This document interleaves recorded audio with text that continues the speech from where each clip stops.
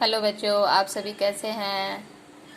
हम उम्मीद करते हैं कि आप लोग बहुत अच्छे होंगे। समय से खाना पीना खाते होंगे, समय पे पढ़ाई करते होंगे और समय पे खेलते भी होंगे।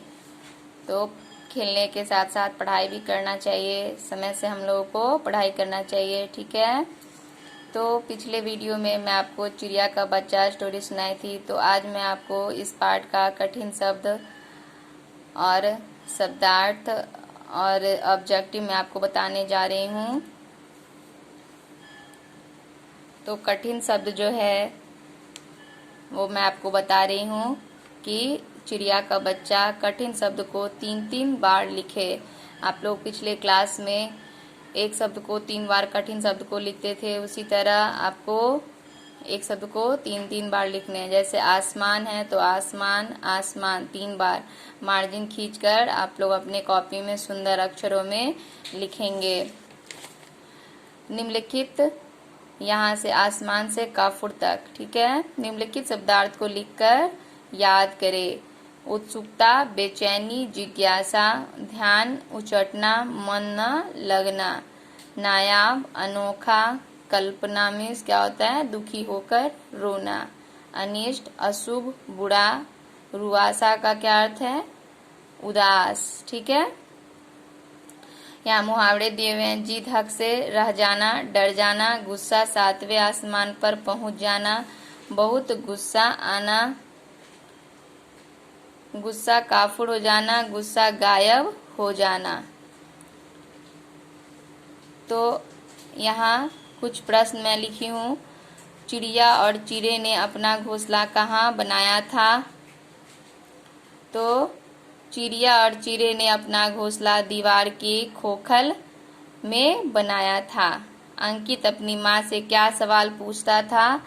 तो अंकित अपनी माँ से सवाल पूछता था कि माँ, चिड़िया यह क्यों करती है। चिड़िया के घोंसले में अंडे कब आएंगे।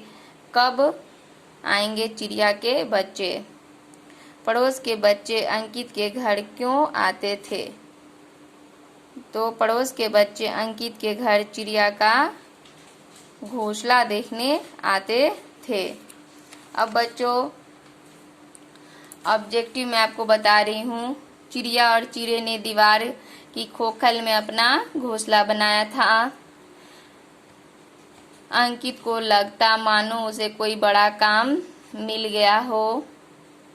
चिड़िया का बच्चा खाली स्थान के कोने में मारे सिकुड़ा बैठा था। यानी चिड़िया का बच्चा आंगन के कोने में डर के मारे सिकुड़ा सा बैठा था। अंकित ने रुई से चिड़िया के बच्चे के मुंह में पानी डाला। कौवा ने डर से अंकित वहां से नहीं हिला। कौवा के डर से अंकित वहां से नहीं हिला, ठीक है। अब देखेंगे किसने कब कहा। तो किसने और कब कहा देखेंगे। दिखा तो अंकित कहाँ है चिड़िया का घोंसला। तो किसने कहा, तो आसपास के बच्चों ने कहा। और कब कहा, जब अंकित ने चिड़िया के बच्चे के बारे में बताया था तब कहा। मुझे मालूम था तुम यह शरारत करोगे। किसने कहा, माँ ने कहा। और कब कहा, जब आंगन में चिड़िया का बच्चा को डरे सहमे से देखा तब कहा। अब देखेंगे कि सही वाक्य के सामने सही का तथा गलत वाक्य के सामने गलत का निशान लगाइए। अंकित इसलिए खुश था क्योंकि वह पिकनिक पर जाने वाला था। गलत, वो तो चिड़िया के बच्चे का घोंसला देखकर खुश था, है ना। चिड़िया अंकित के घर की दीवार की खाली जगह में घोंसला बना रही थी। गलत, चिड़िया अंकित के घर की खोखले वाले जगह पर घोंसला बना रही थी। दीवार में खोखल था, उसमें घोंसला बना रही थी। अंकित का ध्यान चिड़िया के घोंसले से नहीं हट रहा था।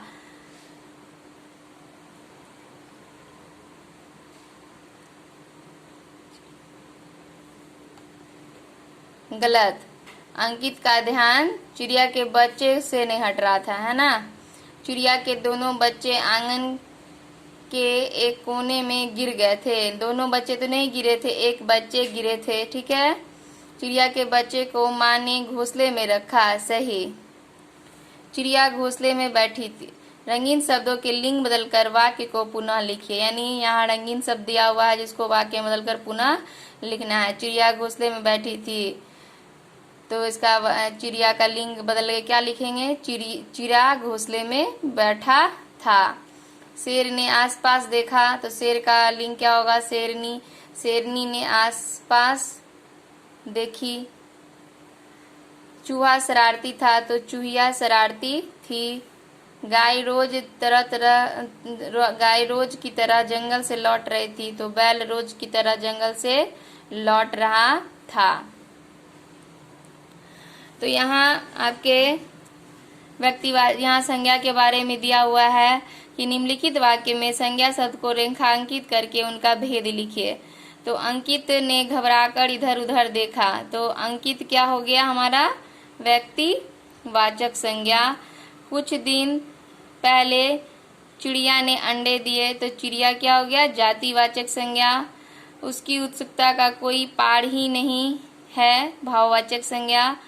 यह दुष्ट कौवा न जाने कहाँ से चला आया, तो भाववाचक भी है और व्यक्तिवाचक। दुष्ट क्या हो गया, भाववाचक, कौवा क्या हो गया, व्यक्तिवाचक।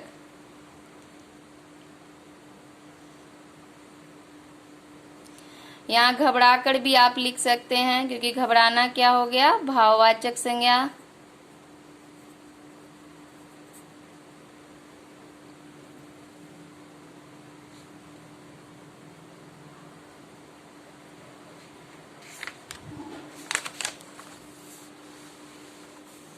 निम्नलिखित वाक्यों में कुछ मुहावरे छिपे हुए हैं, उन्हें पहचान कर रेखांकित कीजिए, उनके अर्थ लिखिए।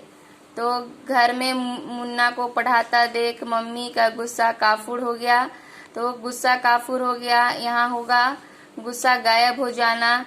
पर जिस पर ईश्वर की कृपा होगी उसके बाल भी बांका ना कर सकता, बाल भी बांका ना कर सकता है मुहावरा, उसका अर्थ होगा कुछ भी हानि नहीं पहुंचना।